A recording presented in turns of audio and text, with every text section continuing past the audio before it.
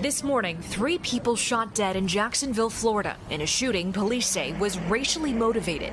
We will pursue this incident as a hate crime.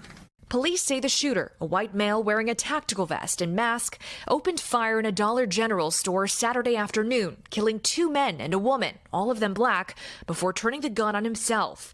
Police on scene recovered an AR-style rifle and a handgun, one of them covered in hand-drawn swastikas. Jacksonville Florida shooter and the New York Buffalo shooter, what's the difference in their description? Is there a difference in their description? Is there a difference in their behavior? Yeah, young boy. The aftermath of a mass shooting captured on camera, an apparently lifeless body lying on the ground in Buffalo, New York. Shots fired, close 95 Junction. Police say 13 people were shot, 10 of them killed Saturday afternoon at this Tops Friendly Market in Northeast Buffalo. Armed, he had tactical gear. Sources say at least 2 rifles were recovered at the scene, with the N-word apparently etched into one weapon. How you doing? My name is Antonio. My page is Unapologetically Black. I ask that you like and subscribe to the page. What I want to do is talk to you about the Jackson shooting, the Buffalo shooting, the Carolina church shooting, and I need black people to understand that we at war. We just have not created a form of self-defense and presented a form of attack. They have declared war on us since they came to America, and they have never relinquished that declaration on war on blacks. They go through straight strides to say every mass shooter is an individual or acted alone in order to distract black people from the fact that their entire community is volatile, a ticking time bomb, right? And ready to explode and ignite on us at any given time. This is why I need black people to understand that integration will never work in America. America has been established for how long, and how long have blacks been in America?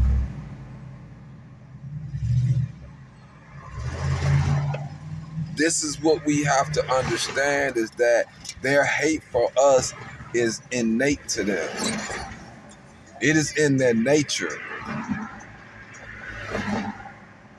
Our essence make them feel insecure about their very existence. And it's nothing we can do and alter or change about that. They have such a fear of us lifting ourselves up that they will throw away their only life.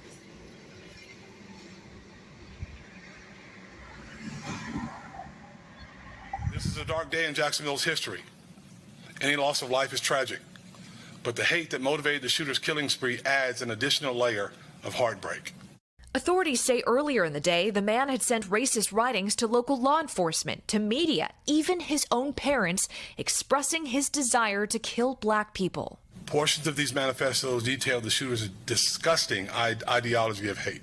Prior to the shooting, police say the gunman stopped at Edward Waters University, a historically black Christian university, where he was seen putting on that tactical vest before heading to the Dollar. The only thing that saved them brothers and sisters at that historical black college is the fact that this white man did not fit in.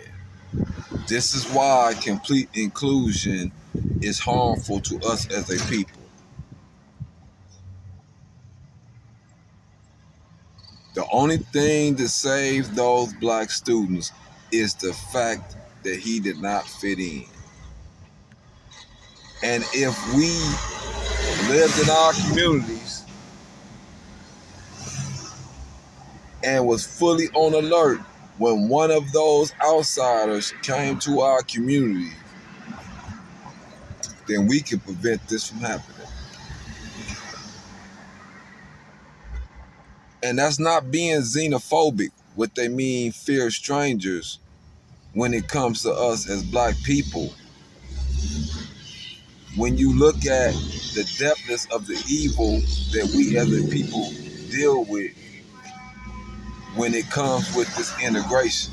Video showing Roof walking into that church, then leaving the church with the gun in his hand. The voice on this call for help, desperately trying to hide under one of these tables while a gunman determined to kill black people is shooting her friends dead. She didn't know it at the time, but he had plenty of target practice, seen here in his backyard with the same gun. Did you see him at all? Yes, he's a young 21-year-old white dude. He's got it in his hand. He's reloading. How many shots has he fired? I don't know. There's so many. Miss Polly was the last witness in the case against 22-year-old Dylan Roof. She says they had just bowed their heads to pray in this room when the young white man they welcomed to their Bible study started shooting in this historic black church. 9 of her closest friends died. Can you talk to me freely? No, I can't, because he's really in the building. Just come in the back door. She told jurors, inclusive and so welcoming that they welcome the devil into a historically black-owned church. Because we don't know how to use discernment. We don't know how to use judgment. Because we think it's so wrong to segregate ourselves from these Europeans because they did it to us. But they did it to us by denying us access to resources. We are at a point, if we had been more separatists, they would have seen him at the door and told him no. Her 9 friends could have still been alive if we learned to be more exclusive. We can't continue to be all trusting. We can't leave the security and protection to our women and children up to other people, black men. Did I shoot you yet? I said no. He said, I'm going to leave you alive to tell the story. He laughs it off in this FBI confession. Do you remember telling that lady, I'm going to let you live so you can tell my story? Or something? Yeah, I remember saying that. She tells us she's been frightened since. Tonight, the brother of Cynthia Hurd, shot 7 times, says Roof deserves to die. And she deserved the right to die with dignity and respect. And he took that away from her. Black people, we have to understand, look at the inhumanity in this white man for him to go up to this black woman, ask her have he shot her, told her he will leave her alive so that she can tell this story, and how he found laughter in that. Black people, we have to understand that we have different levels of humanity than they do. They have a more tolerance for violence, murder, losing their loved ones. They have a more tolerance for that. This is why integration is not a possible thing with them. They've been lying to black people about who and what they are. They are uncivilized people. This behavior should show you that, should make this clear. And hate crimes is not on the decline, it's on an incline. Hate crimes is not on a decrease, it's on an increase. Let's be clear about that. And black hate crime makes up more than all other areas combined.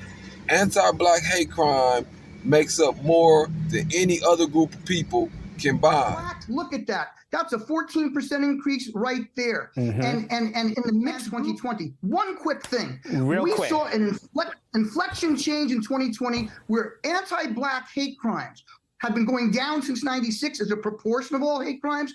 That switched, and we had the worst month ever in 2020 for anti-black hate crimes. Guess when?